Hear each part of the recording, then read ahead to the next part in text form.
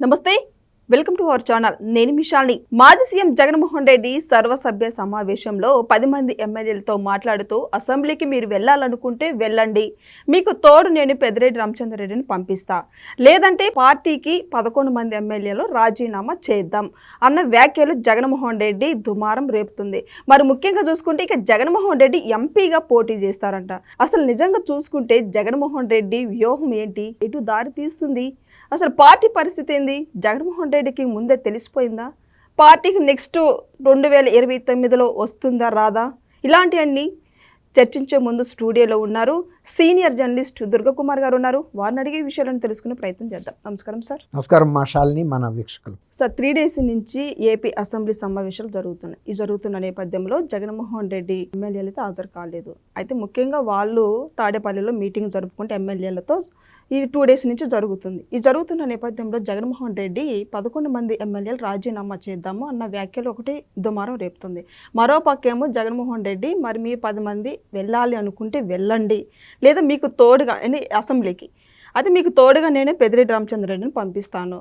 అది జగన్మోహన్ రెడ్డి వ్యూహం ఏంటి సార్ అసలు? ఇది మీరు అన్నట్టు ఇది వైఎస్ఆర్సీపీలోని దుమారం రేపటం కాదు, ఆంధ్రప్రదేశ్ ప్రజల్లో కూడా జగన్మోహన్ రెడ్డి నిజ స్వరూపం ఏంటనేది తెలిసింది. అతను చాలా ధైర్యస్తుడు, పులివెందుల పులి అని ఆయన ప్రొజెక్ట్ చేశారు. జనం కూడా అది నమ్మారు. కానీ ఇప్పుడు మనం అప్పుడప్పుడు కొన్ని పత్రికల్లోనూ టీవీ ఛానల్స్లోనూ చూస్తూ ఉంటాం, కుటుంబం మొత్తం ఆర్థికంగానో ఇంకొక రకంగానో ఇబ్బందుల్లో పడి మొత్తం అందరూ ఆత్మహత్య చేసుకుంటారని. అప్పుడు ఎవరైనా ఏమని చెబుతారు సామాజికవేత్తలు, అలా నిరుత్సాహపడకూడదు, ధైర్యంగా ఎదుర్కోవాలి సమస్యలు వచ్చినప్పుడు అని.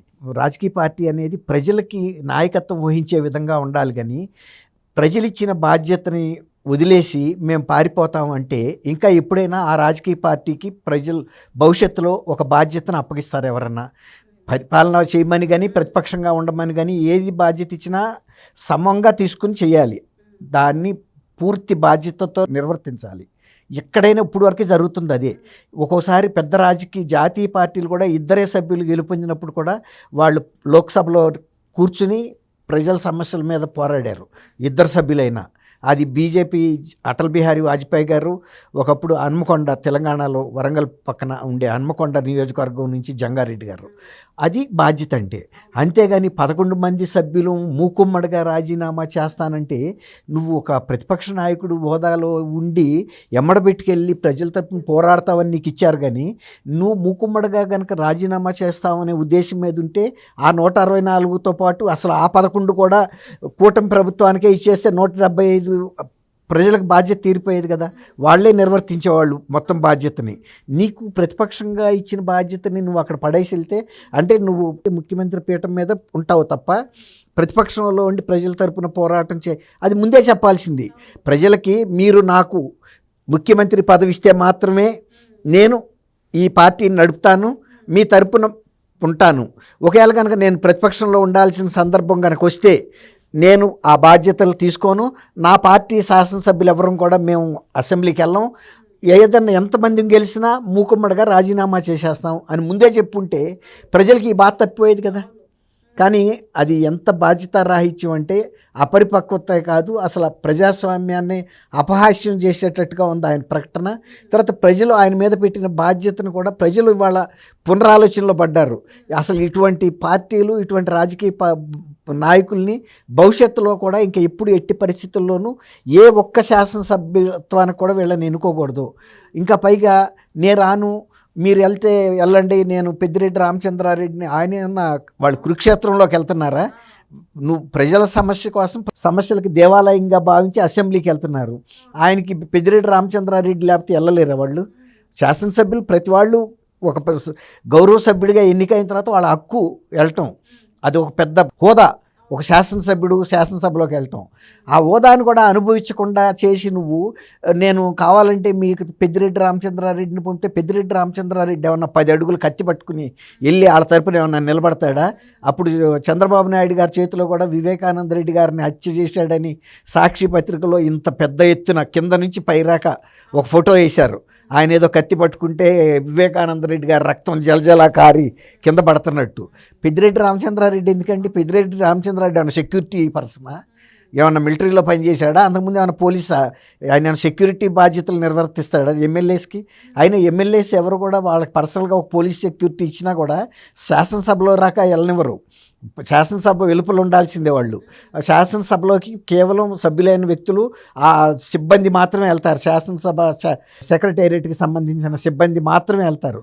లేదు అంటే అఫీషియల్స్ గ్యాలరీ ఉంటుంది. మంత్రులు సమాధానం చెప్పేటప్పుడు మంత్రులకి ఏదైనా సమాచారం ఇవ్వడానికి ఏ ప్రశ్న అయితే ఆ రోజు ఉందో ఆ సంబంధిత శాఖ ఉన్నతాధికారులు ఒకళ్ళిద్దరికి మాత్రం లోపలికి పర్మిషన్ ఉంటుంది. తర్వాత పత్రికా విలేకరులు గ్యాలరీలో కూర్చుంటారు. తర్వాత సందర్శకులకు కూడా పాసులు ఇచ్చి ఆ సందర్శకులు గ్యాలరీలో ఉంటారు. అంతే తప్ప ఇలా సెక్యూరిటీ పెట్టుకుని ఎమ్మెల్యేస్ లోపలికి వెళ్ళటం అనేది ఇప్పుడే విన్నాం మనం.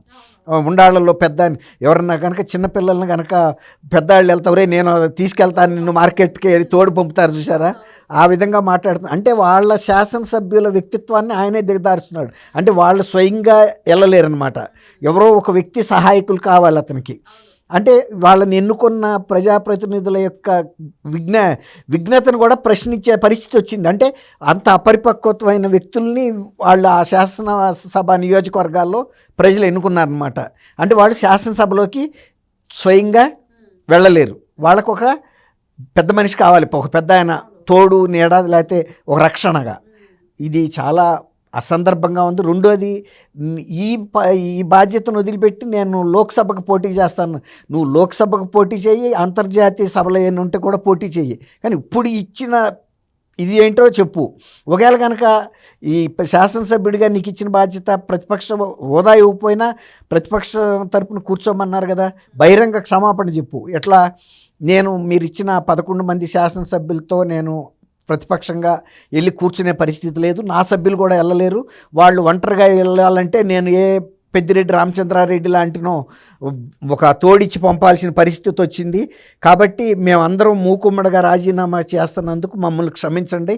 మళ్ళీ మీరు ఆ నియోజకవర్గాల్లో జరిగే ఉప ఎన్నికల్లో సమర్థులైన వ్యక్తుల్ని, ఎవరైతే స్వయంగా శాసనసభలోకి వాళ్ళంతటి వాళ్ళు వెళ్ళగలుగుతారో అటువంటి వ్యక్తిత్వం ఉన్న వ్యక్తుల్ని, ధైర్యం గల వ్యక్తుల్ని, విఘ్నత గల వ్యక్తుల్ని, శాసనసభలో మీ సమస్యల్ని ప్రస్తావించగలిగిన వ్యక్తుల్ని పంపండి. జరిగిన దానికి క్షమించమని నేను మిమ్మల్ని కోరుకుంటున్నానని చెప్పాలి. సార్, ఇప్పుడు చర్చ ప్రజల నుంచి వస్తుంది. వైసీపీ పార్టీ సలహాదారు సజ్జల రామకృష్ణారెడ్డి మొన్నటి వరకు పార్టీ ఓడిపోయినా కూడా మొన్నటి వరకు కూడా పక్క నుండి నడిపించుకుంటూ మాట్లాడుతూ వస్తున్న సజ్జల రామకృష్ణారెడ్డి ఇప్పుడు పక్కన పెట్టినట్టయినా, అంటే ఇప్పుడు ఎమ్మెల్యేలు అసెంబ్లీకి వెళ్తే మీకు తోడుగా పెద్దిరెడ్డి రామచంద్రారెడ్డిని పంపిస్తానన్న వ్యాఖ్యలు ఇప్పుడు జనంలో కూడా దుమారం రేపుతుంది. మరోపక్క ఇప్పుడు 11 మంది 10 మంది ఎమ్మెల్యేలు రాజీనామా చేస్తే వాళ్ళ పరిస్థితి ఏంది అసలు? ఫస్ట్ వాళ్ళ రాజకీయ భవిష్యత్తు ఏముండదమ్మా. ఇప్పుడు ఒకసారి బాధ్యతగా మిమ్మల్ని ఎన్నుకుని పంపించిన తర్వాత మేము శాసనసభలో ఒక్కరోజు కూడా వెళ్ళలేదు, 1 గంట కూడా వెళ్ళలేదు, మళ్ళీ వచ్చి మమ్మల్ని ఎన్నుకోమంటే నువ్వు ఎందుకు పనికొస్తావురా, ఏం పీకటానికని అడగరా వాళ్ళు? నువ్వు అక్కర్లేదు, నువ్వు పీకింది చాలు, పక్కకు రా అని ఎవరినో కొత్త వాళ్ళని ఎన్నుకుంటారు. అందుకే నేను చెబుతున్నా, చెప్పిన దాన్ని బహిరంగ క్షమాపణ చెప్పి నువ్వు రాజకీయ పార్టీని మీరు అడిగారు. సజ్జల రామకృష్ణారెడ్డి శాసనసభ్యుడు కాదు కదా, ఆయన ఎప్పుడు గ్రామ పంచాయతీ మెంబర్గా కూడా ఎన్నికవ్వలేదు, ఆయనేమి వెంబడి పెట్టుకుని వెళ్ళలేడు కదా. ఇప్పుడు ఆయన చేయాల్సిన పని ఏంటంటే, నిజంగా కనుక ఆయన ఆ పార్టీ శ్రేయోభిలాషి, నిజమైన సలహాదారు, విఘ్నత గల వ్యక్తి, హోదా కలిగిన వ్యక్తి అయితే కనీసం జగన్మోహన్ రెడ్డికి బహిరంగంగా, ఇదేం చెవిలో చెప్పాల్సిన అంశం కాదు, నేను మీ పార్టీకి ఇప్పుడు రాక సలహాదారుగా ఉన్నాను, అనేక విమర్శలు నా మీద వచ్చినాయి, ఈ ఓటమికి కూడా 11 మంది సభ్యులు గెలవటం కూడా నన్నే బాధ్యుడిగా అన్నారు. ఇప్పుడు ఈ 11 మంది కూడా వెళ్ళటం లేదు, వెళ్ళకపోవటానికి కూడా కారణం నేనే మీకు సలహా చెబుతున్నా అనే భ్రమ ప్రజల్లో ఉంది. కాబట్టి ఇంతకుముందు కూడా ఇలాగే ఒక సలహాదారుగా నియమిస్తే కె రామచంద్రమూర్తి గారిని సాక్షి నుంచే ఈయనతో పాటే నియమించారు. ఆయన జగన్మోహన్ రెడ్డి చేస్తున్న నిర్వాహకం చూసి ఇటువంటి వ్యక్తి దగ్గర సలహాదారుగా ఉంటే నా ప్రతిష్ట కూడా దెబ్బతింటుందని సలహాదారుడిగా నియమించిన 1 నెల రోజుల్లోపే నేను ఆయన పదవికి రాజీనామా చేశాడు. 1 నెల రోజుల్లోపే ఆయనకు అర్థమైపోయింది, ఈయనకి మన సలహాలు అక్కర్లేదు, ఇటువంటి ముఖ్యమంత్రికి సలహాదారుగా ఉంటే మన్న కూడా తిడతారు అని. ఇప్పుడు ఇనుముతో పాటు నిప్పు కనుక సమ్మిడి దెబ్బలు తిందంటారు. ఇప్పుడు సలహాదారుగా సజ్జల రామకృష్ణారెడ్డి బహిరంగంగా ఆయనతో ఏం చెప్పాలంటే, ఇటువంటి సలహాలు నేను ఇచ్చారనుకుంటారు కాబట్టి నేనైతే మిమ్మల్ని బహిరంగంగా వెళ్ళమని కోరుతున్నాను. ఒకవేళ కనుక మీరు వెళ్ళకపోతే ఇటువంటి పార్టీకి, శాసనసభకే వెళ్ళని వ్యక్తులకి నేను సలహాదారుగా ఉండి కూడా నిష్ప్రయోజనం, కాబట్టి నేను ఆ పదవి నుంచి వైదొలుగుతున్నానని గౌరవంగా పక్క తొలగాలి.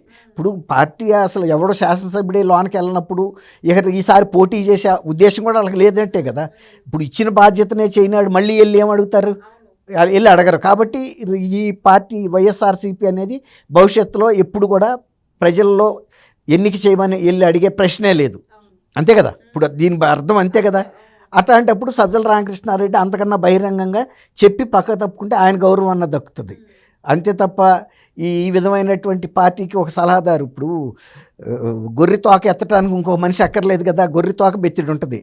అదేమన్నా పెద్ద భారీ తోక అయితే ఎవడన్నా ఎత్తి పట్టుకోవాలి, మరి ఆ గొర్రె తోకని ఎత్తడానికి నేనుండాను అన్నట్టు ఉంది సజ్జల రామకృష్ణారెడ్డి గారి పని.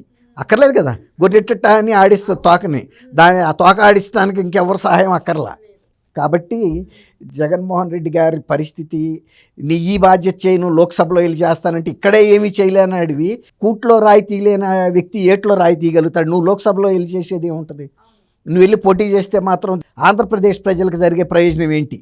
నువ్వు పోటీ చేస్తావు, పోనీ గెలుస్తావు అనుకుంటావు, వెళ్ళి ఏం చేయదలుచుకున్నావు నువ్వు? ఇక్కడేమి నీకు ఇచ్చిన బాధ్యతను విస్మరించిన వ్యక్తివి లోక్సభలో వెళ్ళి నువ్వు ఒకడు గెలుస్తావా? అసలు నువ్వు ఈ బాధ్యతనే విస్మరించిన తర్వాత కడపలో కానీ ఆంధ్రప్రదేశ్లో ఏ నియోజకవర్గ ప్రజలైనా నిన్ను ఎన్నుకుంటారా?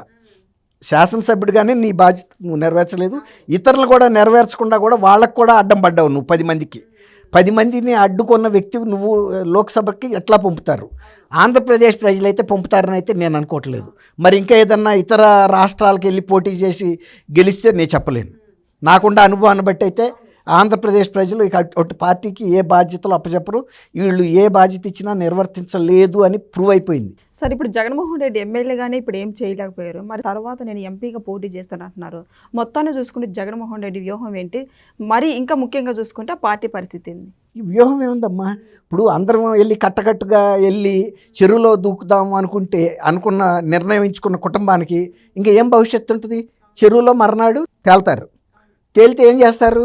వాటిని బయటికి తీస్తారు. అది ఎవరైనా అంతే, పార్టీ అయినా కుటుంబం అయినా జరిగేది అదే. మూకుమ్మడి నిర్ణయం తీసుకున్న తర్వాత జరగబోయేది అంతే. సో ఇదంటే చూశారు కదా, ఇక జగన్మోహన్ రెడ్డి వ్యూహం ఏంటో ఎవరికి అర్థం కావట్లేదు. మరి ముఖ్యంగా చూసుకుంటే అక్కడ ఉన్న 10 మంది ఎమ్మెల్యేలకు కూడా అర్థం కావట్లేదు, ఆ పార్టీలో ఉన్న నేతలకి కూడా అర్థం కావట్లేదు. ఇక నెక్స్ట్ స్టెప్ ఏమైపోతున్నాడో జగన్మోహన్ రెడ్డి అనేది నెక్స్ట్ వీడియోలో తెలుసుకుందాం. Thank you sir. Thank you అమ్మా శాలిని.